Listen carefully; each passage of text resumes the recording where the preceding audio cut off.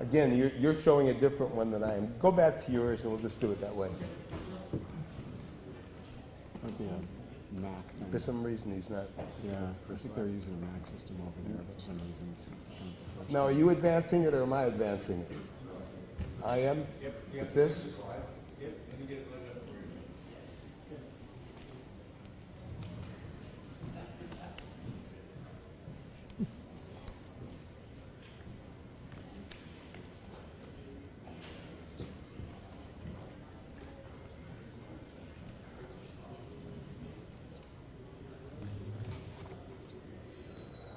Okay. Good enough. Okay. Okay.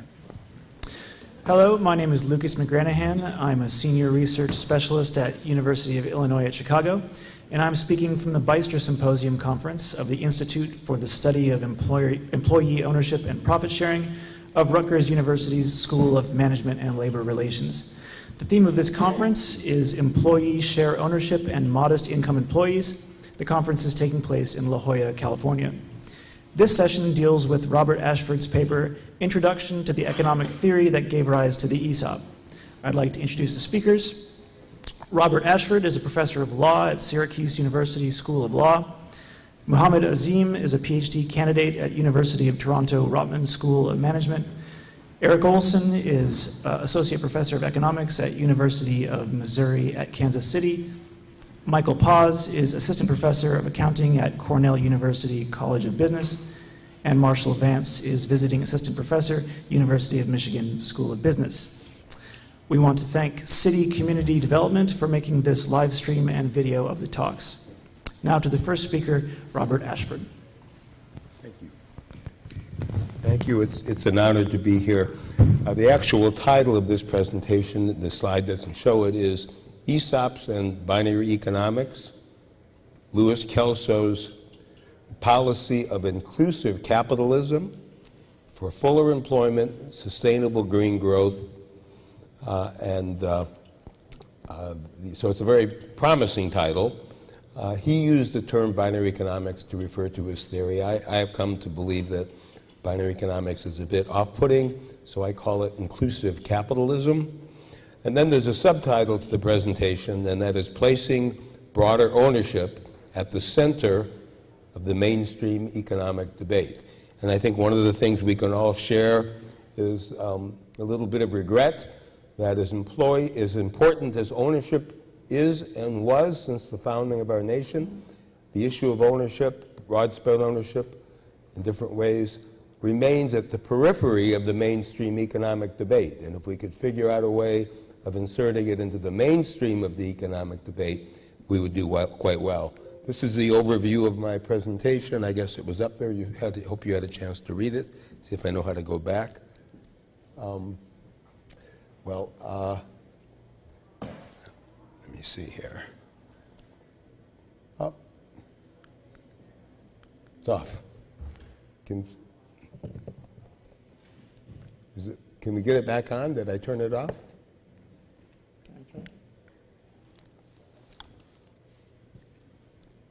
Okay, good. Okay. Thank you. Okay, so the basic thesis is that the broader ownership movement would do well to introduce Louis Kelso's theory and put it basically squarely within the mainstream economic debate. What is the mainstream economic debate? It seems to me since the Great Recession, not many good things came from the Great Recession, but one good thing that came from it is that economics has been distilled into two words. You either believe in austerity or you believe in stimulus. And both theories are, in fact, theories of fuller employment. No, it's all right. And the issue is, on that score, that both austerity and stimulus people believe that the economy is not operating at full employment. The austerity people say, get the government off our back, stop regulating, stop taxing so much, and we'll move to fuller employment. The stimulus people say, no, the market doesn't distribute the demand necessary to purchase what can be produced, so therefore we have to have fuller employment. What Louis Kelso's theory of... You want to use the arrows here, let me see. Yeah. I think you want to All right. You just did 5. Yeah, you just want to go. Okay, I got it now. Very good, thank you. Okay. So, now, what is, in essence, what is new about Louis Kelso's theory is that it is a distinct theory of fuller employment.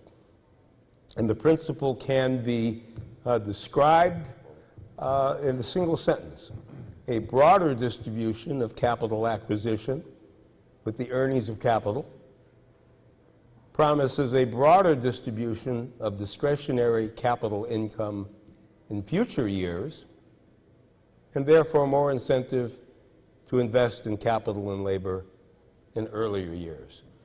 And since the time of Adam Smith, Ricardo, Marx, Walras, and Marshall, who brought us neoclassical economics, Keynes, and all the way through the present, there's not a single Nobel Prize winner in economics that accepts the idea that a broader distribution of capital acquisition with the earnings of capital will distribute more capital income in future years to people who will spend it on consumption, and therefore more incentive to invest in earlier years. In essence, Louis Kelso's binary economics is a theory of fuller employment, and it's a distinct theory of fuller employment. Now, what Louis Kelso did was to focus on the big ball game. Lawyers are taught to focus on the big ball game, and he looked at America's 3,000 largest companies. And although he set up ESOPs in any company, any size, and was willing to do that, saw the power of capital ownership, his mega plan was to look at the largest companies. And if you look at the companies, those three, that Russell Index, you'll see that 90% of the investable capital in America goes to those companies, investable capital assets. And that's very concentrated. 1% own 40 to 50% of the wealth, 10%, 90%, and that leaves 90% scrambling for the rest. And almost all capital is acquired in those companies with the earnings of capital. 70% plus with retained earnings, 25% plus with borrowed money, and sale of stock, maybe 5% or less. In fact, if you look at the Russell 3000, you'll know that many years these corporations buy back in more shares than they sell. It's the recapitalization, and the idea of that is that there are tax advantages. So the purpose of corporate finance in all three of these methods is to acquire capital with either borrowed money or sale of stock before the corporation has earned the money to pay for it. Only the retained earnings alternative involves capital acquisition with the past earnings of capital. Well, if capital acquisition with the future earnings of capital works for the richest of us, Louis Kelso's theory was it can work for everybody else, and that would be a truly inclusive capitalism. ESOPs have somewhat broadened capital acquisition with the earnings of capital. They rely on deferred labor compensation, they rely on future company revenues, and they rely on certain tax benefits. And with ESOPs, people, probably more employees are acquiring capital with the earnings of capital than any other method other than maybe 401k plans. But the difference between 401k plans and this is that you're relying much more on the financing power of the corporation with an ESOP. But the full potential of ESOPs have not been realized, and the idea here is that you can broaden the application of ESOPs if you come to understand Louis Kelso's theory. So I'm going to let me see here. This doesn't go back up very well. With the amendments to that are advanced by Louis Kelso, you'd have something called a super ESOP. It would enable employees, customers, neighbors, and even welfare recipients to acquire capital with the earnings of capital, not only in companies they work for, those employees, but for other companies as well, and other companies as well, diversified portfolio, and entirely with the future earnings of capital. Not with labor, but the future earnings of capital. Real capital defined, and that is using assets, machines, tools, structures, things that would be put on the left-hand side of the balance sheet of a company, and that's distinguished from financial capital, which are liabilities and securities issued by companies. So real capital is what Kelso's theory involved. Now, there's clearly a disturbing trend in American society, and that trend is that labor's share of production is decreasing, substantially decreasing over a period of time. Used to be about 70%. It's declining, and middle-class jobs are weakening. The full-time employment with a single employer, the old model, is going. Makeshift jobs, contract jobs, Uber jobs. The traditional job market is diminishing, and the other troublesome reality, and most people would agree with this, some would question it, and that is that companies have substantial unused capacity. That is, if you ask the financial officer of most companies, could you make more of what you're making and with lower unit costs if only people had money to buy? Most of those companies would say, yes, if there was more demand, we could profitably make more with lower unit costs. In the immediate term, all you have to do is hire more labor. So if there was more demand today for products, you could just clearly make more at lower unit costs. And in the long run, could you make lower unit costs if you could proceed with technological advance, increase productivity? The answer is yes, so long term. Now, the demand for investment, the demand for production in the short term is a demand that is immediate. But the demand for long term, that is, say, investment, is future looking. You look at demand in the future and then decide whether to invest. So in day one, you raise financial capital. You've taken money to issue securities. In day two, you hire labor and capital. In day three, you produce goods and services. In day four, you sell those goods and services. So investment is always future-looking. It's the demand in the future that causes the investment in the present. Where does demand come from? Demand comes from antecedent earnings, mostly. That is to say, the earnings today, whether it's from capital or labor, whether it's distributed or redistributed, provides the demand for tomorrow. There is some demand that can be done from borrowing, both government and private, and you can get a little bit of demand from monetization, but the main ball game is the distribution of earnings, labor and capital earnings. So there's that part. So what causes fuller employment? You want me to do your slide? Yes. Do that, and I'll do that. Yeah, thank you. Just follow along. Okay, very good. So what causes? Yeah, there you go. What causes? Could you go back for a second and one back there, one before that. Yeah, that one. That's the one. Financial capital, real capital, production, consumption. Production is always future earnings. Okay. Now, what causes per capita growth? That's the big question. What causes fuller employment? You actually have 3 or 4 theories of fuller employment. Adam Smith believed in labor specialization. You grow potatoes better, I grow tomatoes better. It doesn't make sense for us to do both. You specialize in potatoes, I'll specialize in tomatoes, and we'll trade. That was his theory of fuller employment. And if you had to, in growth, and if you had to look at what the growth that he saw, and most of the growth that materialized afterwards, it was labor specialization. That was his theory. Modern economics looks at labor and capital productivity. That's the approach. Labor and capital productivity. The marginal product of labor, the marginal product of capital, you employ the most productive element.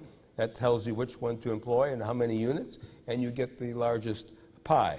There was also, and so if you look at that theory, you see basically labor capital productivity. That's income from measured by dividends, rents, and interest.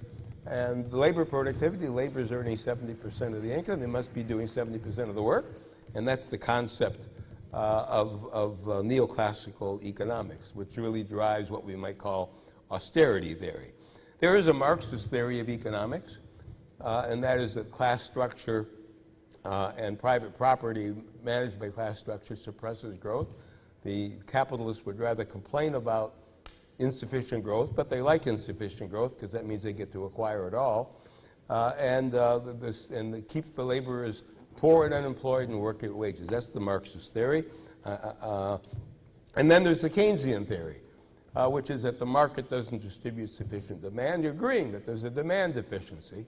And Keynes had his theory. It was the liquidity preference for money. Samuelson teaches economists today that it's because wages and prices are sticky downward. But these are the theories of fuller employment.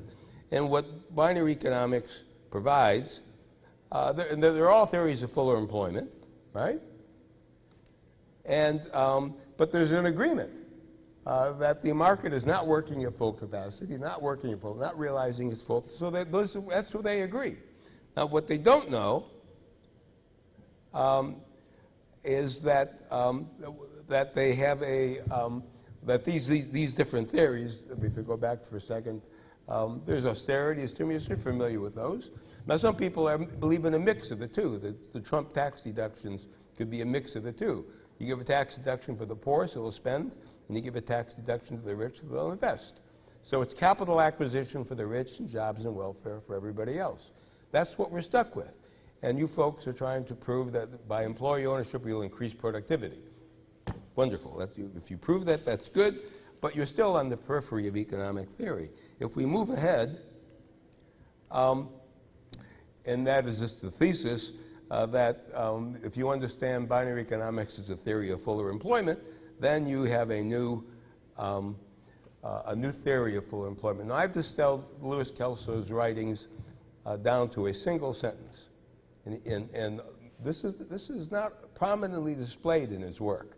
And this is it: a broader distribution of capital acquisition with the earnings of capital creates the rational expectation of a broader distribution of capital income in future years. So think of capital paying for itself and then distributing an income. Think, for example, of buying an apartment building, paying for it with the rents, and then after you own the building, you get the rents forever, or for as long as you live.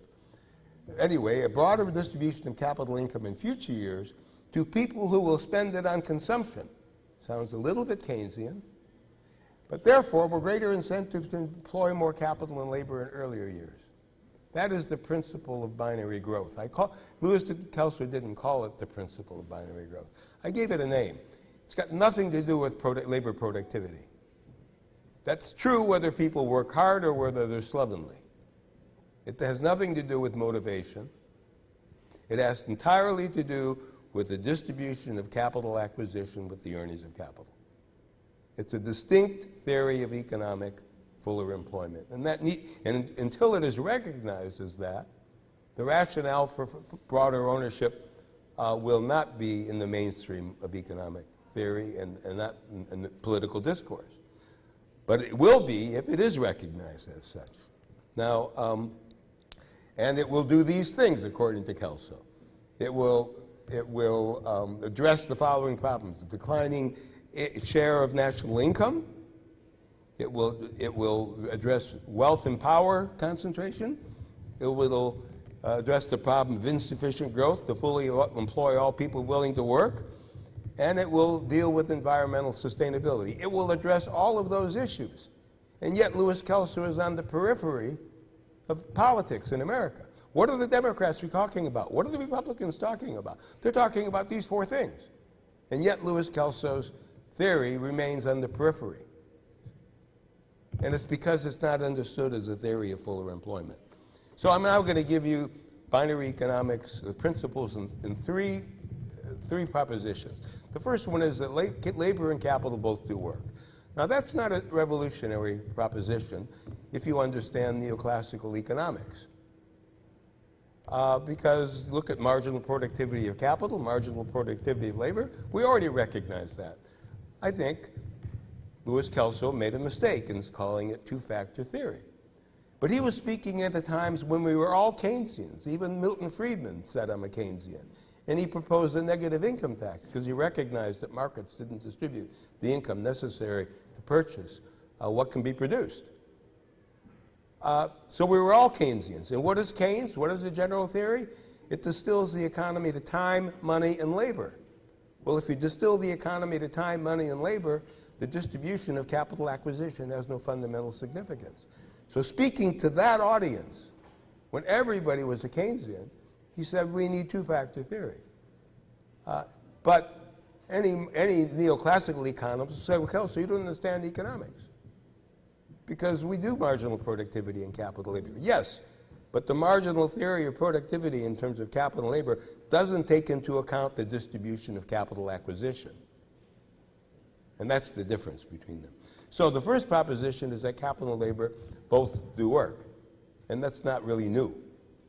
The second proposition is something that lawyers tend to do, economists maybe not as often, and that is notice the way something is being phrased and ask you whether it doesn't obscure something more important. Everybody who graduates from all of our schools represented here say, is it true that technology makes labor more productive? They'll all say yes, true. Does it obscure something more important? How about the second proposition? Technology makes capital more productive than labor in task after task after task. Isn't that important? Doesn't that explain why we shift work from labor to capital? Isn't it important to understand the eroding place of the middle class? Isn't that important in understanding the decoupling of productivity, which is on the rise, and wages, which are not on the rise? Doesn't that explain that? That technology makes capital more productive than labor in task after task. And the third principle of binary economics, which is the one, and I think if you were to analyze Louis Kelso's writing, you would find this prominently displayed in about 5% of his writing, and that is a broader distribution of capital acquisition promises more demand in future years and therefore greater demand for fuller employment of capital labor. That's that principle of binary growth. I tell my students, memorize it. And you might just memorize it. Now, we're all teachers. How many of us have ever said, don't just memorize, understand? And I used to think about that, and I say, wait a minute now. Did I memorize it 7 times 5 is 35, or do I understand it? Sometimes there's not a difference between memorization and understanding. So when somebody gives you a proposition that speaks negatively about the promise of broader ownership, ask them, but wait a minute, are you understanding that the broader distribution of capital acquisition with the earnings of capital will promote fuller employment, or are you assuming the opposite? Because Smith assumes the opposite, Marx assumed the opposite, the neoclassical economists assume the opposite, and Keynes assumed the opposite. They all assumed that a broader distribution of capital acquisition with the earnings of capital will not, in and of itself, irrespective of labor productivity, produce growth. So that's his theory. Now, I'm going to move on ahead here. If you look at those 4 theories of fuller employment that dominate political discourse, they look at growing productivity and growing production that began with the Industrial Revolution, basically with the following metaphor. You saw 10 boards an hour with a handsaw, 100 boards an hour with a machine saw. The technology reflected in the capital instrument makes the laborer more productive. And the economists of the modern era say, but the capital is more, the tool is also more productive. Okay. So that's the way they saw the Industrial Revolution. Now, Louis Kelso saw it slightly differently. It would be something like the following. You haul a sack a mile and you're exhausted. You put 10 sacks on a horse and go twice as far in half the time. You do 20,000 sack miles worth of work rather than one. All you got to do is lead the horse. I often tell my students, pretend we gave horses property rights in the work they did and take that as your client. Would you ever concede that the role of capital is to make labor more productive? What would your client say? He'd object. He'd say, hey, I'm doing the extra work. And then you do 10,000 sacks on a truck, 50,000 sack miles worth of work. Not only is the driver not exhausted, but he has to go to the gym to kind of loosen up, right? Who's doing the extra work? It's the truck. So capital, in Kelso's view, did much, much more work than labor did. In 1972, he estimated that labor was not producing more than 10% of total income, and the capital was doing 90%. Do your own thoughts on that. You can decide that. Imagine 1776, fast forward to the War of 1812, the Civil War, the First World War, Second World War, today. How much of around this is done by labor?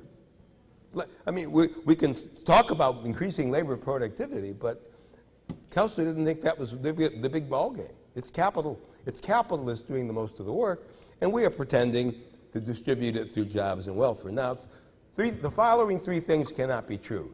It cannot be true that capital is doing most of the work, however it's priced.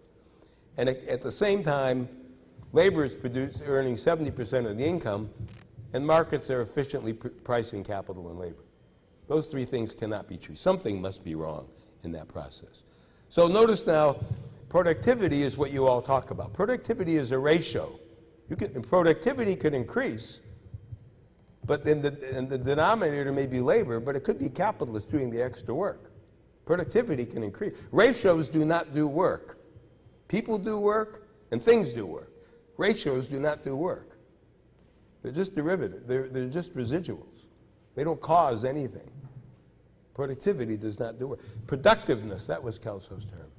Productiveness retroactively means work done, and prospectively means productive capacity. So when we say a person is productive or a machine is productive, are we referring to productivity, which is a ratio of the work done by all factors, by one in the denominator? We could put buttons in the denominator. Does that mean that buttons are doing the work? Or is it productiveness? The person is productive. Big difference between those two concepts. So binary economics looks at growth in this way. Lewis Kelso has repeatedly said, people aren't working any harder than in the Stone Age. The difference is capital. We're not working any harder. And so we have a different theory of economic growth, rather than the one on the left, where you see labor and capital productivity growing in tandem, roughly, although now labor productivity would be about 60% in America. Labor productivity is constant. It's capital productivity. That's the difference. It's capital productiveness. That is the theory. So capital has 6 powers. It replaces labor. That's a misnomer. When do we merely replace labor with capital? You also get vastly more productive power than capital. All right, I'll hurry. All right, vastly more productive power. Third thing is that capital doesn't work. Labor can never do. If you ride up on an elevator, you could enslave everybody in the country, and you couldn't get this lifting power of one elevator. Farmers grew 10% more apples last year. No. It's the trees that grew the apple. The farmers never grew an apple. They never will be able to grow an apple. And, of course, automation. Capital can also buy itself on the promise of its future earnings. That's that one. And can distribute the income necessary to purchase its output. Those are the 6 powers of capital. So capital has a distributive power. Not only is it doing much more work, it can vastly distribute much more income. Now, a couple of nuances. Once you understand Kelso's theory, price theory of conventional economics goes out the window, because price theory depends upon the worker's willingness to work at a given wage. When I get a sack from A to B, how much work you're willing to do it. People express value, and prices are determined by the willingness to work. But if you own a horse, it's not just the willingness that you are, it's the willingness to employ your capital to do. Once people have access to capital acquisition, prices will change, and the earning capacity of capital will change. The conventional view is the willingness of people. Capital is the conventional mechanism is capital is profitable by the work it takes people to employ it, and the scarcity. Scarce capital earns a lot. Plentiful capital earns less. Binary approach, and the distribution of its capital acquisition. Notice I'm not using the word capital ownership. I'm using the word capital income. Capital acquisition. So there's 2 different theories. Now, in the time that I've spoken, I need about another half hour, but I won't take it. Paris Hilton, while asleep, I frequently speak in Hilton hotels, has earned more money while she sleeps than most people will earn in a lifetime, no matter how hard they work. How has she done it? She's used corporations, fiduciaries, lenders, financial insurers, and central bank discounting. Those are the 6 things. That's the chart that Kelso uses. I'm not going to go into it. It shows a corporation, top left, trust, bottom left, a lender, middle blocks, a capital credit insurer, top right, a government reinsurer, and the central bank. That was his theory I'm not going to go into that now. But let's have a board meeting. Right now, we're ready to have a board meeting. We could use borrowed money. We have a capital acquisition plan. All companies have capital acquisition plans. To survive, a company has to earn revenues greater than costs in the short run, but in the long run, have to maintain market share. So you always have a capital acquisition plan. What's the growth projection of the American economy? Economists will disagree what it is next year, but 10 years down the road, it's all 2%. America's going to grow at 2%. That's the default rate. So corporations have a 2%. So every year we got to acquire capital with the earnings of capital. We could use borrowed money, we could use retained earnings, or we could sell stock. So we're having this board meeting. We can all be members of Imagine America's 3,000 largest companies. There's a knock on the door. We say, who is this? It's Bill. We have Bill Gates. He says, sell me shares, I'll bring you a synergy gain with Microsoft. We would have to decide whether that's more profitable. And then Warren Buffett says, well, what about me? Sell me shares and I'll bring you a synergy gain. But now comes somebody who understands the principle of binary. I bring you a benefit that Bill and Warren don't bring you. I bring you the benefit of your employees, your customers, your neighbors, even welfare recipients. All those people have a pent-up appetite for your product. When are you going to sell these products, now or in the future? We're going to sell the products for a capital investment now, in the future. This will improve their earning capacity. By how much? By as big as capital doing the work today. It's a huge element of growth not understood in conventional economics. So now the corporation is not to maximize wealth for the shareholders, it's to maximize wealth for the corporation. Shareholders don't own the corporation. They own securities issued by the corporation. They can sell their shares, they don't like it, or they can vote us out. But if we think selling shares to the employees, customers, and neighbors and welfare recipients will do better, then that's the better way, by far, the better way to go. So we have a situation where, which is ever the most profit maximizing, is what we should do for the corporation. That is the proposition. Is it a redistribution? Let me just say that if we decide to sell shares to Bill rather than Warren or to the ESOP or to the trust, it's not a redistribution. Bill came up with the most competitive offer. If we understand that poor and working people can even bring more profit to the corporation by enabling them to acquire capital with the earnings of capital, it's not a pennyweight's worth of redistribution in that. That's just a competitive offer to acquire capital with the earnings of capital. As I say, I could use more time, but I think what I'd like to finish here is to say that a good test of a new idea is does it help you see things in a different way. The Cold War was all about what? Well, the free American system, free enterprise, public voting. Economically, it was about whether the competitive right to acquire capital with the earnings of capital would be outlawed or remain privatized. We went to nuclear war. We would have gone to nuclear war to defend the effective right to acquire capital with the earnings of capital. If it's important enough to go to nuclear war over, isn't it important enough to teach our students that acquiring capital with the earnings of capital might be important for the little people who sleep, just as it is important for Paris Hilton? That's my story.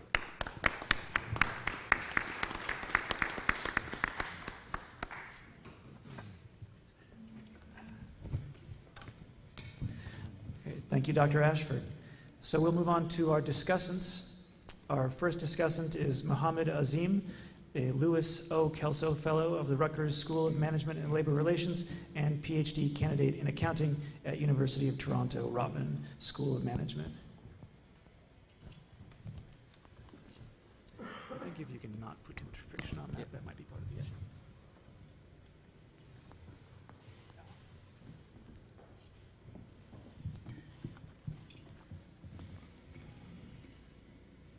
Perfect, thank you. I'm really excited to discuss Dr. Ashford's papers and really enjoyed reading the series of papers on this topic. It seemed especially pertinent to the issues we face in our society and in the economy in today's world. So to go over briefly what I understood from the papers is that the motivation stems from the inequality in earnings that we face in our society, where a small portion earn the lion's share of capital income, and how this is causing more inequality to spread over time. And the paper explores two key ideas that in conjunction provide a pathway to a more inclusive capitalism. So one of the ideas is fuller employment, where there's a broader distribution of acquisition, and it leads to broader distribution of income. And then binary economics, which is earning income through both labor and through capital.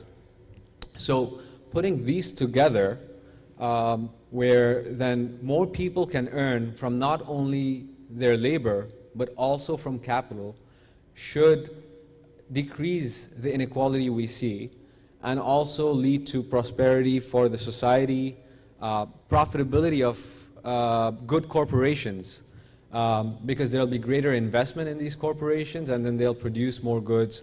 As a result, as a result of the greater consumption by lower income earners. And then finally, this should result in economic growth. And then the key takeaways that I got from this paper, which I think are very key to understanding why such ideas are important to be discussed, is one, that the capital is replacing labor. It's a growing reality we face every day, that capital is able to do more and more, whether it is through artificial intelligence, the use of robotics that's coming through in almost every field. There is a greater replacement of labor that's taking place.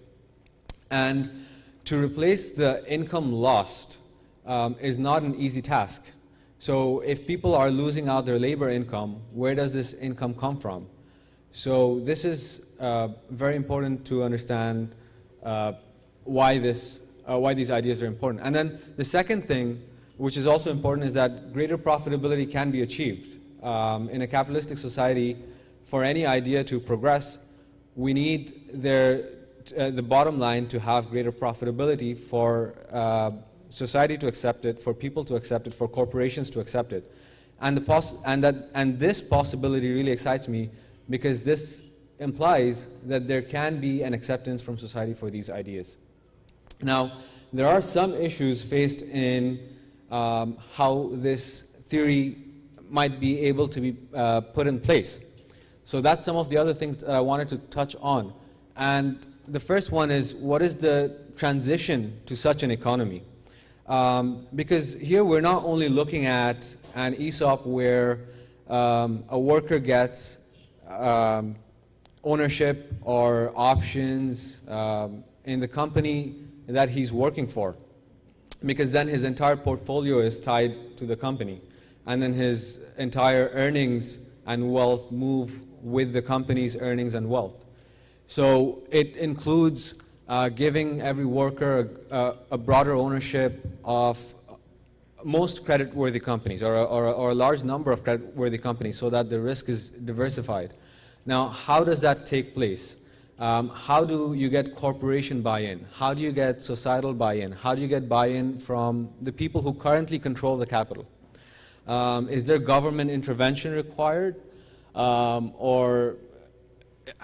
how much are the costs to this transition? Is it something that can be accepted in the short term? Is it something that takes place over 20 years? How is this able to put into place? So it would be interesting to see an exposition on how this can be done, rather than so building on the promise of it. Then the second point I wanted to touch on is to think about what portion of the population or lower income earners will keep their capital invested. So, okay, we award them options, or we award them, through their income or through some purchase plan, they purchase capital in a broad share of companies.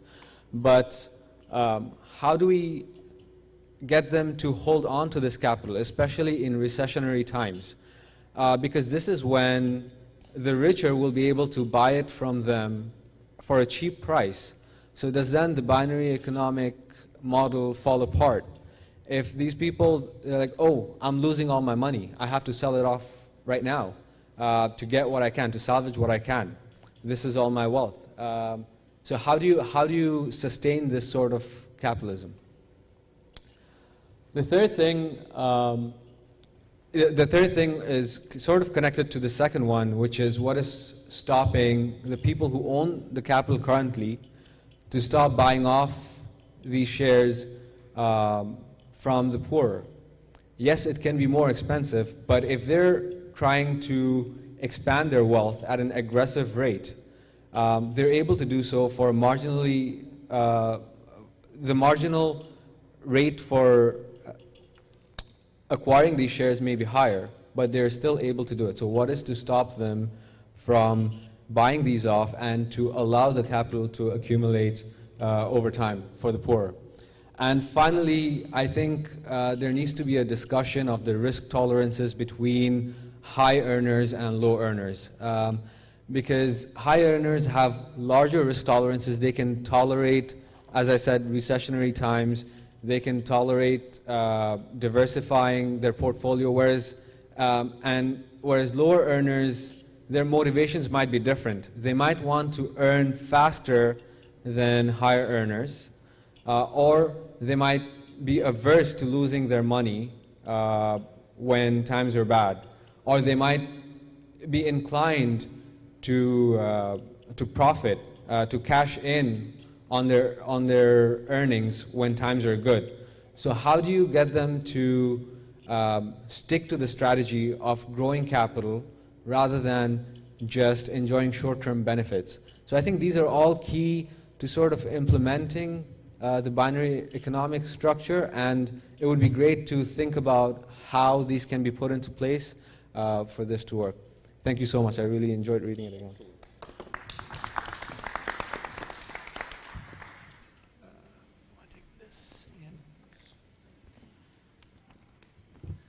Okay, our next discussant is Eric Olson, Senior Fellow, Rob Edwards Fellow, and Joseph Cabral, Distinguished Scholar and Fellow, and Louis O. Kelso Fellow, Rutgers School of Management and Labor Relations. Man of many titles, also Associate Professor of Economics at University of Missouri at Kansas City. We'll wait just a second here until we get those slides up.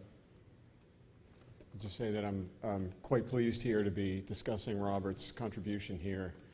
We've been discussing this for quite some years, and this is the first time we've been on a panel together. It's an honor. It's unfortunate that Patricia Kelso, who I had heard was possibly going to be here, was unable to attend, or as yet been unable to attend the session.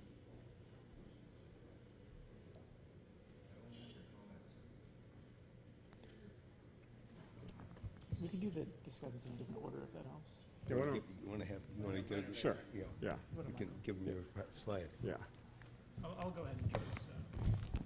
What, you're commenting? I'm going to introduce Michael now. Okay, so we're going to switch up the order of the discussants while we take care of a tech issue.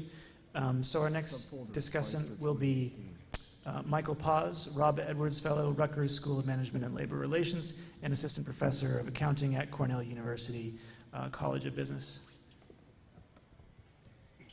You need this for slides. Right. Thank you. Sorry, just a bit closer. Thank you very much, and it's also my honor to have a chance to discuss this work. I wasn't familiar with it before reading the papers, so it's been a revelation both to hear you speak about it and to have a chance to read the papers. So.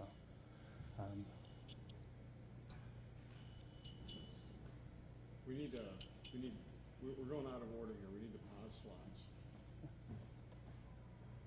Can we get the Michael Paz slides up?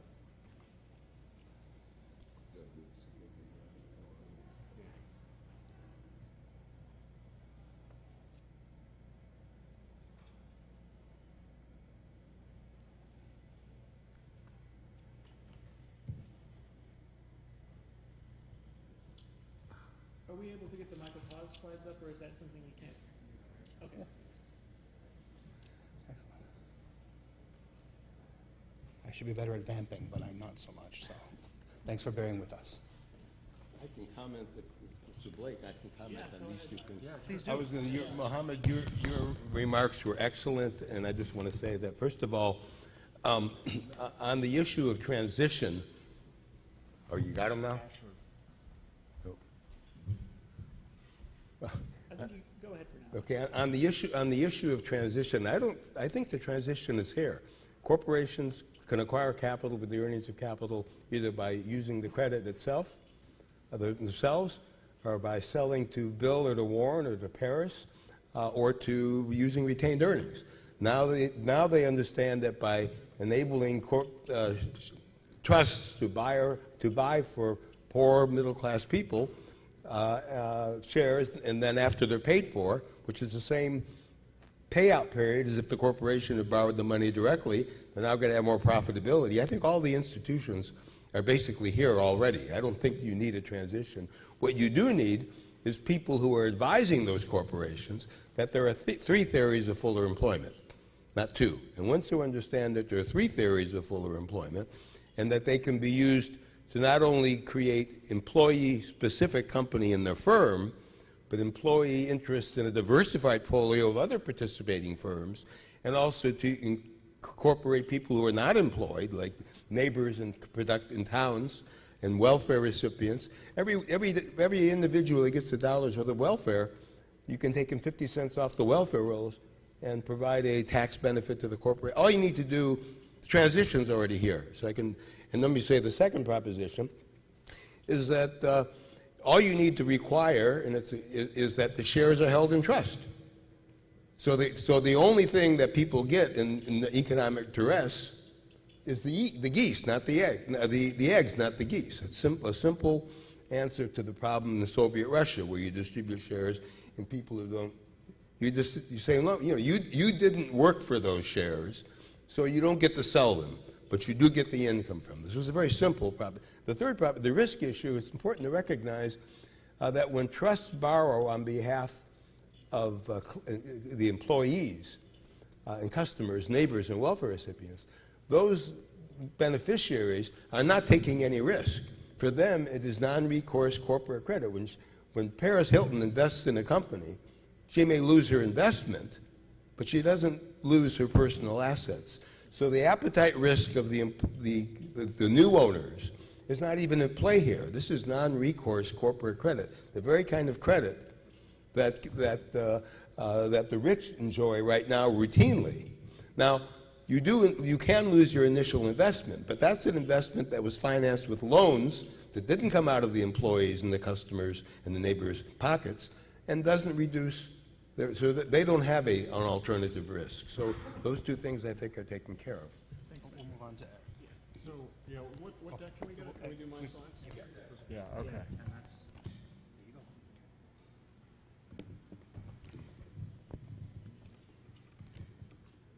All right, I'm going to try to go quickly here once we're not seeing those. There we go, beautiful. All right, so I just want to say that I have few critiques of binary economics or Professor Ashford's presentation of it. Some of the issues that come up here are, they're not resolvable. The discussion around the productivity of capital versus the productivity of labor, these are issues that have been around in economic theory since the very beginning. And they have not been resolved because they're not resolvable within normal science, right? They're paradigmatic issues that they have not been resolved, and they will not be resolved, and they will not be resolved in the process of doing normal science. And we're going to have to accept that and move on from that perspective. I am going to focus on the issue that Professor Ashford focused on quite a bit, which was the growth aspects of I'm going to use a slightly different language than him, one that I'm more familiar with, but broad-based employee ownership and the issues associated with it. He did, I want to emphasize some of the things that he pointed out that I thought were quite good, which is that the labor share of income in the developed world and in the developing world as well is also, or it's particularly an issue in the developed world, has been declining significantly in recent decades. And this is a surprise because, oops, let me go back. We used to refer to, there was something that was referred to as Bowley's Law, which was the relative constancy of capital and labor shares of income, which was taken to be a sort of a law of nature within the economic realm that had been in effect for at least since the periods of the Industrial Revolution, which is no longer seems to be in effect. And it's an interesting question is why the labor share is declining. And I think the one reasonable answer is that managers who at least ostensibly represent the owners of capital in the workplace have become quite good at shifting the distribution of income within the workplace away from capital and towards labor, which makes the discussion that we're having here all the more important. Right? As new ways are discovered, whether it's through space or trade, fiscal and monetary policy, which also can be used to try to affect the distribution of income between capital and labor. If those, as new means are being discovered to shift the distribution of income away from away from labor towards capital, it's important that we think about broadening and democratizing the ownership of capital. So one of the things that Robert pointed to, which is important as well, is to recognize where investment comes from. And the majority of it comes from retained earnings within the corporation. So that suggests something also about the role of who's responsible for investment spending. And who is responsible for investment spending is essentially those who direct the corporation, the CEOs and boards of directors.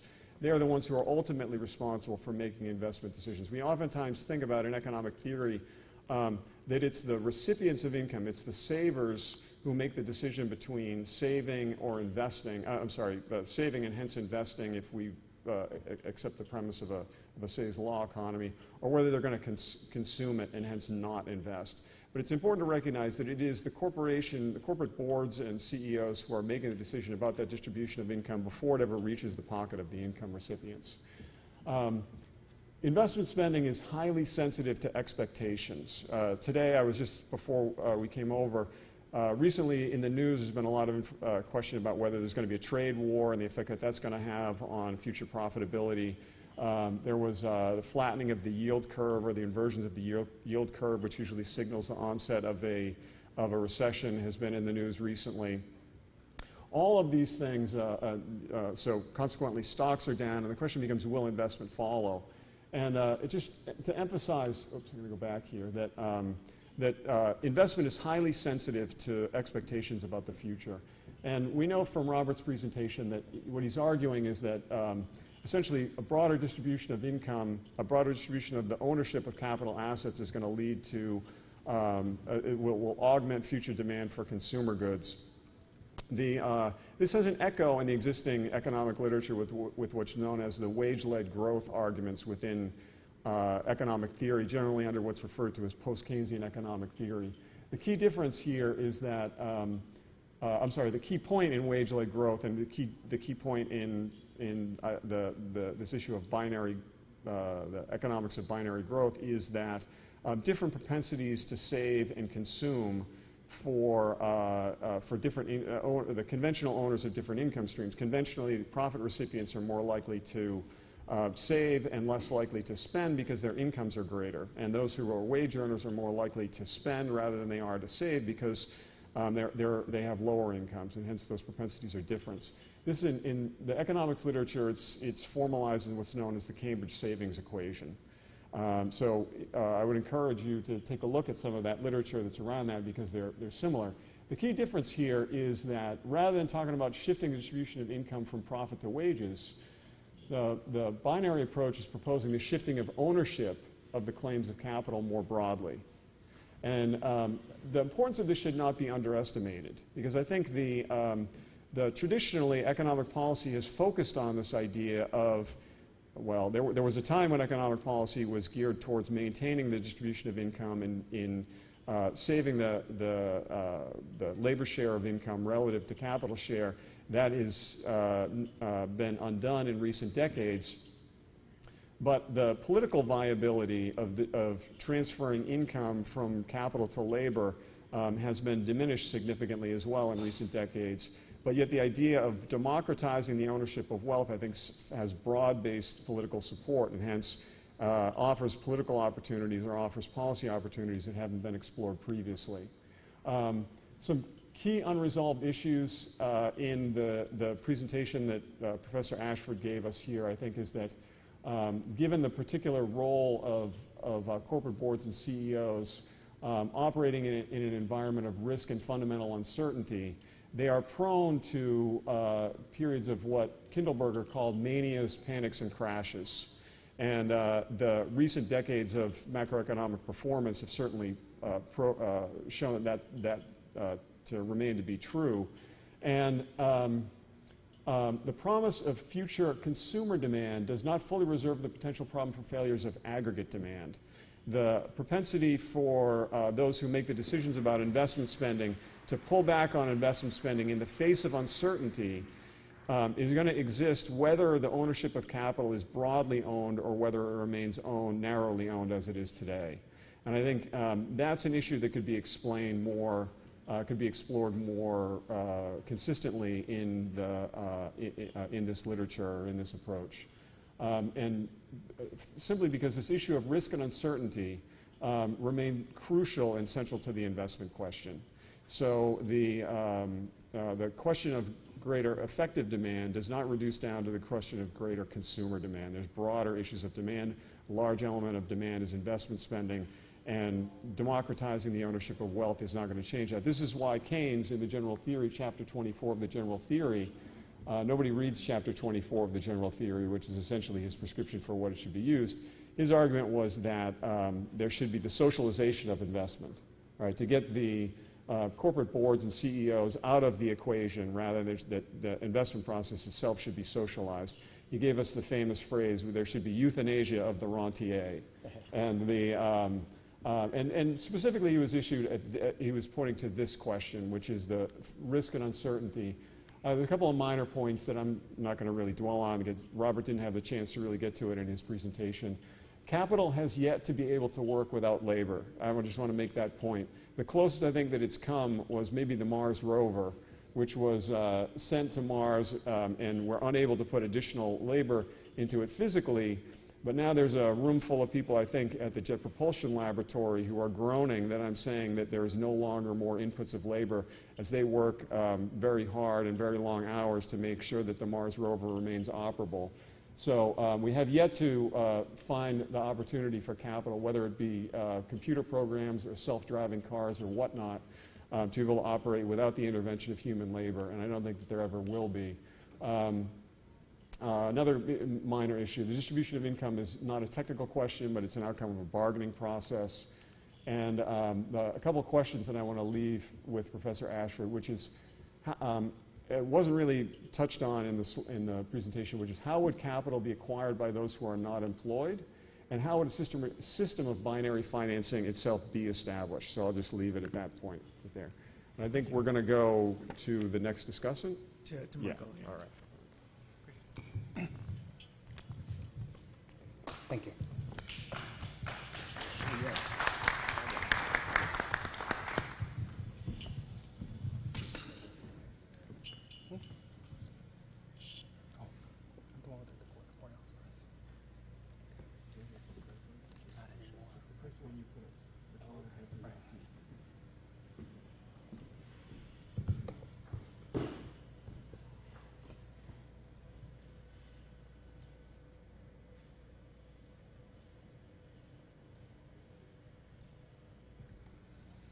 I think when you saved it, you put Ashford in front of it, and the title of the slides is Binary Economics.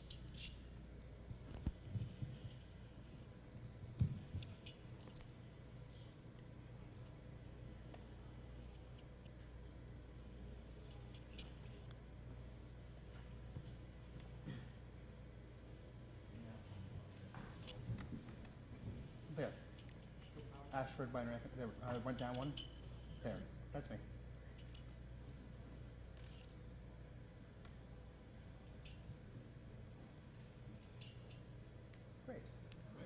That is me, yes.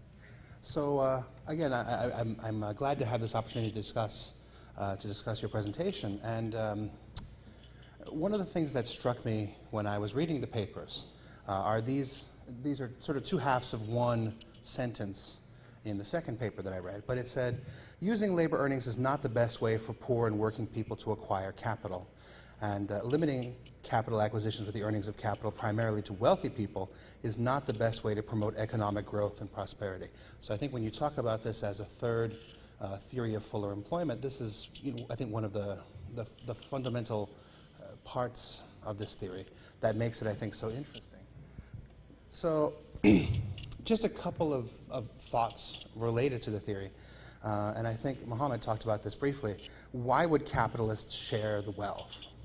And I think there's a strong case to be made for this, which I think Professor Ashford made during his presentation, talking about how broad-based employee ownership helps workers to acquire capital. The returns to capital will then enrich employees. Employees will spend their returns in consumption, and the economy, therefore, will flourish through the need for additional investment both now and in the future. So then the question becomes, why has this argument failed to gain traction? And I think there's certainly some political reasons for it. I think these days we hear hackles among some people about this being a sort of socialism. Capitalists have the capital because they have earned it, whatever that means, and therefore sharing that with the workers is unethical because it amounts to some sort of socialism or some forced redistribution. Additionally, I think some people who might otherwise be receptive to the argument have aspirations of becoming capitalists themselves, thereby hoping for the day when they can take advantage of the workers themselves. So I think one of the things that this theory needs is a bit of salesmanship. And I'm not exactly sure what is a better way to frame it, but I think that it gets caught up in these notions of sort of left versus right, and people sort of setting aside as, well, I'm going to ignore what you're saying simply because it's not politically palatable to me. I would also like to raise the issue of control here, right? And I think a hallmark of the capitalist is that they not only have capital to deploy, but they control how that capital is deployed. And typically they do so in ways that help to diversify their risk and diversify the portfolio. And it's not so much that we should necessarily be concerned about the risk tolerances or the risk preferences, although I think that is a concern of the workers. But I think that to the extent their earnings from capital are tied to a single company, they lose out on the ability to diversify their earnings. So I think that is certainly something we need to be concerned about. And I recall at the conference that we had back in January, we heard from somebody who talked about introducing earnings, ESOPs in firms, and they stopped well short of saying that the employee should have any control over how the capital is deployed by the firm. And so I think owning a share of the company is not the same as having control over how the capital is deployed. And as someone who studies compensation, I wonder a bit how ESOPs differ from performance contingent pay in real terms, because there's no control over how the capital is deployed. So I think that that's something to think about. One additional thing I'd like to talk about is the emergence of the service economy and what that means for capital more generally. Again, another quote from the paper, it says, nevertheless, the work of inventing, designing, is not the work of capital itself. And so certainly that's true by definition of what capital is within the theory. But in functional terms, I think perhaps this theory comes from a time where capital is very expensive, and capital is including factories and things like that. I think these days, especially within the high technology sector, anybody with a computer has capital and can theoretically write for themselves perhaps a mobile app, perhaps other kinds of income-generating capital assets that are self-produced. So I think we might consider other ways to advance the theory which don't rely upon shared earnings of the broader capital. For example, perhaps intellectual property needs to be shared, right? To the extent that right now you have an employee and the company that employs them benefits solely from their intellectual capital. Perhaps there needs to be some intervention that protects intellectual capital because it's become such a large and important part of our economy. So those are my comments, and again, thank you very much for the opportunity to talk about this paper.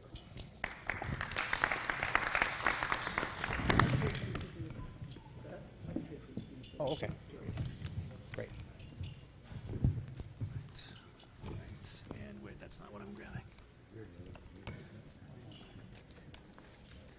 Okay, our next discussant is Michael Vance, and I'm going to give him my seat for this portion. It's a little crowded up here. I'll be very brief. I don't have a PowerPoint deck, which I think is probably for the best because I think a lot of my comments are going to be very similar, which maybe you'll get when you have 5 discussants. But I think it's interesting that as we look at the makeup of the panel here, we have 3 accountants and an economist and, I guess, 2 lawyers. And in a lot of ways, I kind of feel like I'm speaking a different language, or I don't speak the language. Certainly, a lot of the things, I don't know what Bowley's theory was. That's not something that I picked up in my PhD education. As accountants, we don't talk about that. And so I guess the first question I have is, so to the extent, and I get this sense that you've been fighting this battle for decades without gaining as much traction as you would like, and I don't know how you would gauge, if you would say you've had a lot of success in getting traction, or not very much as you expect, or Kelso more broadly. And is that because of the accountants, or is that because of the economists? And so I guess this goes back to some of these questions that were raised earlier, is what are the major impediments that we see? Are most of these theory issues? Because the theory issues, I think, we'll continue to argue about, going to Eric's point, for another several decades, if not longer, because some of these things I think are going to be very difficult to know the answer to. So I guess broadly, the topic certainly resonates, and I think this, we're having a moment, and increasingly having this moment about the importance of these issues, and how do we put this on the table as a viable option to be discussed and to try to figure out whether this is something that we can move towards. And so I guess when I read the paper, so maybe I'll say this, in terms of the presentation, it's very difficult for me in a 30-minute presentation to really get my head around what even you're proposing, and I wasn't able to get that from the 10 pages that we were given to read. And so my biggest thing is I still have no idea what the implementation of this is intended to look like. And so my suggestion would be to spend more time, and maybe you do this in other settings, obviously I think that this was called the theory underlying this, but somehow get out there. This is specifically the nuts and bolts of what the implementation looked like, because as that was raised, I think, from Mohammed, you said, oh no, it's easy, we can do this now. But I'm totally at a loss for knowing what that would even look like. It sounds like you have something in mind that would be very simple, but to me, I'm thinking this is going to would require an act of God to get this thing going. And so there's clearly a disconnect in what I'm thinking, and I'm wondering if you had made a presentation to a board, which I would maybe put more in the accounting bucket, would they similarly just be at a loss and say, how could we ever get this? Where's this capital coming from? How are we going to do that? So again, I echo many of the comments that my accounting colleagues made, as well as the broader question of how could we even know some of these things? Are we just going to keep fighting about these forever without getting to a specific, tractable plan? Good comments. All these comments are great.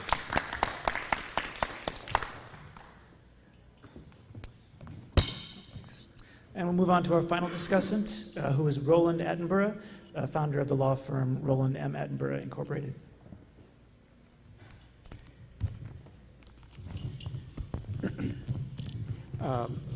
Louis Kelso's ideas were originally expressed in the Capitalist Manifesto, and in which he argued that The burden of producing goods and services is shifting from labor to capital. He argued that goods and services were attributable to capital were like 90%, labor 10%. In the interim, there's been the debate as to the relative productivity of labor and capital. Many people, economists, have argued that advances in technology basically enhance the productivity of labor, which in some respects goes against logic as I see it, pragmatically speaking. Nevertheless, we've gotten to a point now where with artificial intelligence, machine learning, and so forth, we're at a point where the input of labor becomes so de minimis that it's pretty hard to argue that the major contributor to production is not capital. So another point that he made was that the acquisition of income-producing capital is inherently financeable, whereas consumer goods are not because they don't produce income to pay for themselves. Capital inherently is financeable because it produces income that pays for itself. So he suggested that under current law at the time, the only way to utilize a credit mechanism that would enable the acquisition of capital by a broad group of people, i.e. employees of corporations, was to use credit via the ESOP in order to acquire income-producing capital, the income of which would pay for itself and then go on after that. That basically brings us to the point at which, at some point, we're going to have to develop a means by which more and more people, in fact, all people, not just employees, but everybody, has a practical opportunity to acquire an income-producing estate. And that's where my latest proposal, which is embodied in a document that's entitled The Source of and Solution for Wealth and Income Inequality. I won't go into the details of the proposal itself, but it is in an item in the Dropbox, and a copy of it is out on the table in the front. So the challenge now, as we're facing a point at which theoretically we could be producing most goods and services out without much any labor input, we're going to have to develop a mechanism pursuant to which everybody has an opportunity to acquire an income-producing capital estate.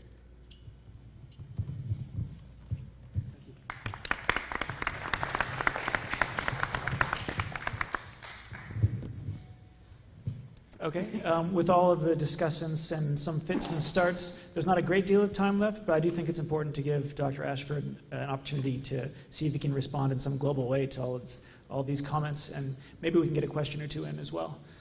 Well, thank you, and I want to thank the commentators. This has been perhaps the highest quality of commentation in terms of responsiveness to the idea that I've experienced in a long time, and so I'm grateful for all of the people that are involved. I don't have maybe the time to do it all, although I'm chairing a lunch session And anybody who wants to participate in that, we could do more of that.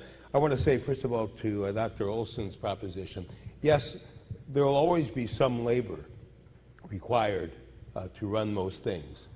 But most things that are done also require the capital instruments, too.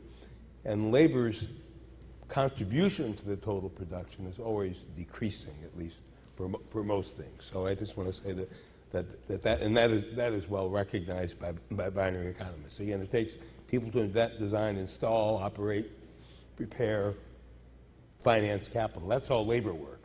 And there's no rational reason for doing that if you didn't get much more work out of the capital. So I think that's an important point. Second important point, I think, is to understand the benefit of broadening capital acquisition with the earnings of capital as an add-on, not a substitute for other things. It's not a substitute for redistribution. It's not a substitute for mechanisms that have worker control. It's not a substitute for guaranteed national income. It's another way of enabling people to acquire earning capacity. It's another way. And I believe that once recognized as a theory of fuller employment, it will then be appreciated in that way. And it will make both stimulus and austerity more politically palatable and more achievable. You can take much more austerity if you've got a capital income to bear it. And you can redistribute much more income when there's more income to be distributed. It is, in fact, makes both of those strategies more important. The missing conceptual link is failing to understand Louis Kelso's theory as a theory of fuller employment. I believe that's the ultimate failure. And that starts with Louis Kelso. I love him. I never would have understood this idea without him.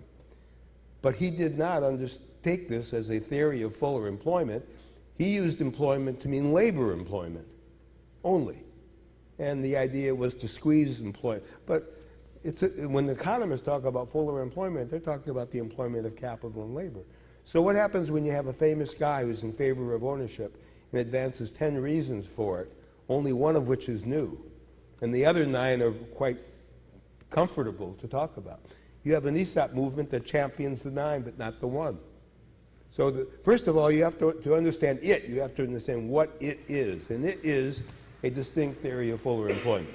And once you understand that, operating at a different logic from Smith, operating at a different logic from neoclassical economics, and operating at a different logic from Marx, and a different logic from Keynes, once you understand that it's a different logic, then you at least know what it is. That's one proposition. Second thing I want to say about it is that, or what are the barriers to it? Well, there are a lot of barriers. I think the biggest barrier is preconceptions. And that is to say, you have an economics profession very early on. Samuelson and Friedman called Kelso a nutty crank, because of course he's advancing it as two-factor theory, and they understood the marginal productivity of capital labor. So we already have two factors. He didn't pitch it as a broader distribution of capital acquisition with the earnings of capital, providing more income in future years, and therefore more incentive to invest in capital and labor in early years. He didn't pitch it that way. So he was called a crank by two giants of economics, and economists wouldn't touch it. So that's another sort of element to what is the barrier to it. Sometimes when I talk about this, I start with a very simple notion. My training's in physics. You know, you see the sunrise, you see the sunset. We can predict when it will happen in year 25,013 and September 10th. It's completely predictable, but it's an illusion. The Earth spins. And some people say, well, it doesn't matter. You can look at it either way. And I say, but wait a minute. Newton's laws make no sense if the sun goes around the Earth. Now, what does that tell you? Milton Friedman defended economics because it's predictable. It doesn't matter whether the assumptions are unreasonable. It's predictable. But what this teaches you is that a totally predictable way of looking at things can obscure a more important law. And what is the more important law? A broader distribution of capital acquisition with the earnings of capital distributes more capital income in future years to people who spend on that consumption, therefore more incentive to invest in early years. You can read 20,000 of pages of Kelso, and you'll only find that implicitly mostly, in about 5% of his writings. So, second reason is that And by the way, put yourself back in the 1600, when this earth-centered world enshrined political power in the state, in the crown, and religious power in the church, and try to explain in writing that the sun doesn't rise. Give me a break. I mean, Galileo had an academic freedom problem. And most people involved in this, including economists associated with us, say, why don't you espouse Kelso? Because I'm worried about my reputation. That still goes on today. So there's that factor as well. And another barrier to this is the issue of worker control. The only thing changed in this model is how to finance the capital acquisition. That's it. And you're not going to get worker control in the largest 3,000 companies. So don't let worker control obscure the importance of ESOPs and binary economics. That's a separate issue. If you have a broader distribution of capital acquisition, more startup firms, more employee firms, but don't mix worker control with broadening capital acquisition with the earnings of capital. That's another barrier to binary economics. Last thing I'll say, Dr. Olson, wonderful comments. Right now, if we recognized, and everybody who advises the companies and the shareholders, by the way, the shareholders are also the Ford Foundation. How many times do I hear the Ford Foundation wants to eliminate inequality in all of its forms? You think I can get through the Ford Foundation to somebody there to explain, you want to eliminate some inequality, how about eliminating the inequality in capital acquisition with the earnings of capital? You know, those companies, once they understand this, and they'll understand it when the graduates of our schools teach it as a third theory of fuller employment, then those shareholders will be in favor. You want low-cost loans to broaden capital acquisition? Let the Ford Foundation loan at 1%. You can do it today. There's plenty of it already. And how will you include others than employees? Well, you know, from the ESOP, you can only use 25% of, 15 and 25% of compensation. Every benefit that is protected by legislation has a limit. So if we want to broaden their ownership, because we want to create customers for our products, and we can only use up to, let's say, 30% of employee compensation, we got to find some others. How about consumers? Who's here not a member of a consumer frequent flyer program? We're already capitalizing almost our consumers. How about neighbors, people who live in towns? In other words, you can capitalize a welfare recipient. He's going to get $1 worth of income down the road. He can 50 cents off the welfare rolls. Give the corporation whose shares earn that 25% tax credits. And with spinning people off welfare, lower need for taxes, sounds to me like you've got a program of reduced tax rates, tax credits for participating companies voluntarily, lower welfare costs, and greater consumer demand. I mean, what's wrong with this? Yes, we need more salesmanship. Just, get me in. Let me in. I'm ready. I'm ready. But not if you continue to advance this idea in any way other than a theory of fuller employment. So those are my comments. We have a couple of minutes, so I wonder if there's a question or two in the audience, or also a further response from the discussants. I can't quite see over there. So. Is there some otherwise? I have one more thing I can say. I think we have one concluding remark. You want to pick me if you have somebody who wants to. I just can't see over this thing, so I couldn't tell if there was someone over there. No. Okay. Okay. I just want to say one important way of understanding this thing is that the only thing you're changing in this system is the distribution of capital acquisition with the earnings of capital, and there's no other changes. So the wonderful question that Dr. Olson raised about systemic risk. My proposition is, yes, we have the issue of systemic risk, but with broader ownership, you reduce systemic risk. It's quite clear, the Great Recession, wages have barely recovered from the Great Recession, but if you look at the stock market, it had a collapse. Boy, the people who bought then, that was great. Capital acquisition and capital income is long-term. Depends upon long-term. Stability is not in wages. Employees can't afford to invest in companies. Employees cannot afford not to invest in companies because a diversified portfolio is the only sustainable long-term investment, but not out of their current income, out of credit paid for with the earnings of capital with no personal risk to them. If the Rockefellers are not interested in this investment, the employees can't be afforded to be interested in it either. That's the lesson of binary economics. What's good for the rich will work for the poor. So there you have it. All right. So let's give one final round of applause to Dr. Ashford and our discussants. Thanks, everybody, for bearing with us during the technical issues. And I know that Dr. Ashford will be doing a table at lunch, so we can talk more informally then. And we'll close out the session. Thank you for joining the Institute of the Study of, for the Study of Employee Ownership and Profit Sharing for this presentation. Thanks. We're not far away. No, indeed. I didn't realize. I would be happy to